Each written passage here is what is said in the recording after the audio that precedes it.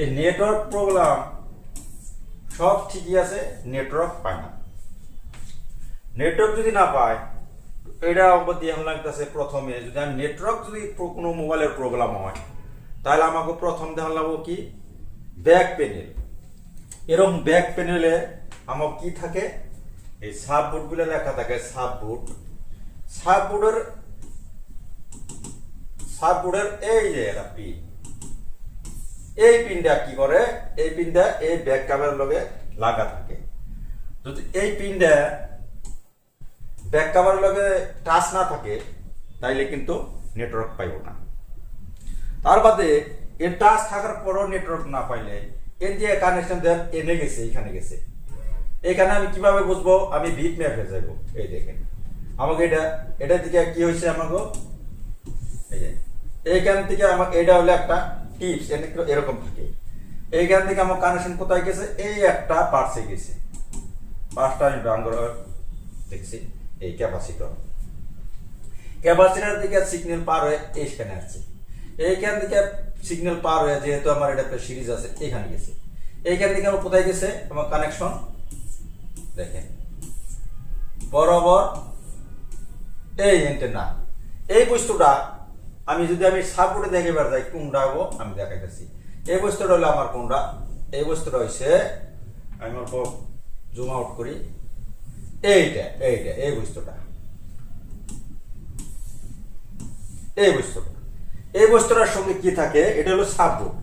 মোবাইলের ব্যাক পাশে থাকে, তলে থাকে। এই সাববোর্ডের দিকে কি আছে, মোবাইলে একটা রশ্মি আছে, রশ্মির মতন দেখা যায়। এন্টেনা রশ্মি, এন্টেনা ওয়ের। এন্টেনা ওয়ের দুইটা তার থাকে, ভিতরে একটা থাকে, বাইরে একটা থাকে। এই এন্টেনা ওয়ের এইখান থেকে লাগানো থাকে। এইখান থেকে কোথায় যায়, ডাইরেক্ট আমার মেন মাদারবোর্ডে যায়। মাদারবোর্ডে কোথায় লাগে, এই যে এখানে লাগে। আমি জুম করে দেখাইছি, এই মাদারবোর্ডের এইখানে লাগে। এইখানে আর ওয়েরটা যদি খারাপ হয়, তাহলে নেটওয়ার্ক পাইব না। আর নেটওয়ার্ক এই কত সময় কি হয়, এই মোবাইলটা হাতে দিকে সুইটা পড়ে যায়, এইখান থেকে এটা সুইটা যায়, লুজ হয়। লুজ হইলেও কিন্তু নেটওয়ার্ক পাইব না। তো এইটা সুন্দর করে লাগান রাখবো। এই লাগানোর পরেও যদি নেটওয়ার্ক না পায়, তাহলে দেখেন এইখানে আমার কানেকশন কোথায় গেছে, এই কানেকশন আছে। এরকম কানেকশন হয়ে এইখান থেকে আইসা ফিল্টার হয়েছে, এখানে ফিল্টার হয়ে ডাইরেক্ট 2G IC তে ঢুকছে। এই 2G IC, এটা হলো 2G IC মোবাইলের। এই 2G IC যদি খারাপ হয়, তাহলে নেটওয়ার্ক পাইব না। এই প্রথম আমার নেটওয়ার্কটা 2G IC তে, 2G IC তে সব নেটওয়ার্কটা, তার পিছে এই 2G IC দিকে টাইমিং দেয়।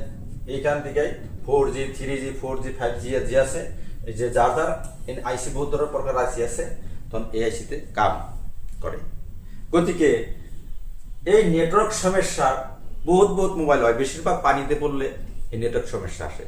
পানিতে পড়লে এই আইসিটার ভিতরে কি হয়, পানি যায়, এই ট্রেক গুনে কাঠ খায়, এই ট্রেক গুনে কাঠ খায়। তখন কি কথা, এই আইসিটা উঠিয়া আপনি রিভলভ করে সুন্দর করে দিলে হয়ে যায়। আবার কি হয়, এইগুলা কেটার সময় উঠে যায়, পড়ে যায়, বা পানিতে পড়ে শর্ট হয়, কারেন্ট থাকে তো এখানে, সেই জন্য এখানেও এইখানে খারাপ হয়, তার জন্য নেটওয়ার্ক পায় না। আর নেটওয়ার্কও হচ্ছে দুই প্রকার আছে। নেটওয়ার্ক একটা সাধারণ নেটওয়ার্ক পায়, পুরা হয় না, হাফ। তাহলেও এখানে লুজ থাকলেও ওরকম হয়। আরো আছে ভিতরে কাম বহুত আছে, খালি এই টাইপের সমস্যা না। এই যে RX TX এইগুলা ভোল্টেজের কথা আছে। এই ভোল্টেজ যদি না পাই, তাহলে নেটওয়ার্ক পাইব না। কিন্তু কত ভোল্টেজ দেওয়া আছে, আমি এখানে আসলে বাদে সমস্ত আমি শিখিয়ে দেওয়া হবো। ওদিকে আমার এখানে এডমিশন চলতেছে। যদি কারো শিখবার ইচ্ছুক আছে যে মোবাইল রিপেয়ারিং আমি ট্রেনে শিখুন, তাহলে জালকবাড়ি গুয়াহাটি মোবাইল ওয়ার্ল্ড নামের ইনস্টিটিউটে আসতে পারেন। 2 মাসের কোর্স, 2 মাসে একদম জিরো নলেজ থেকে আরম্ভ করে একদম অ্যাডভান্স লেভেল লই আমি শিখিয়ে দেবো। কারণ আইসি রিভলভ যেহেতু আমার প্রথমর পড়া যেরকম অ কখর পর আরম্ভ করে, যাতে আমি শেষ মানে সকল আমি যে আরম্ভ করবো পারি একটা মোবাইল জানিয়ে রিপেয়ারিং করে খাইতে পারি, ওই পর্যন্ত আমি শিখিয়ে দেবো। 2 মাসের কোর্স, যদি 2 মাসের কোর্সে শেষ না হয়, তাহলেও এখানে নিজে শিখতে পারবে।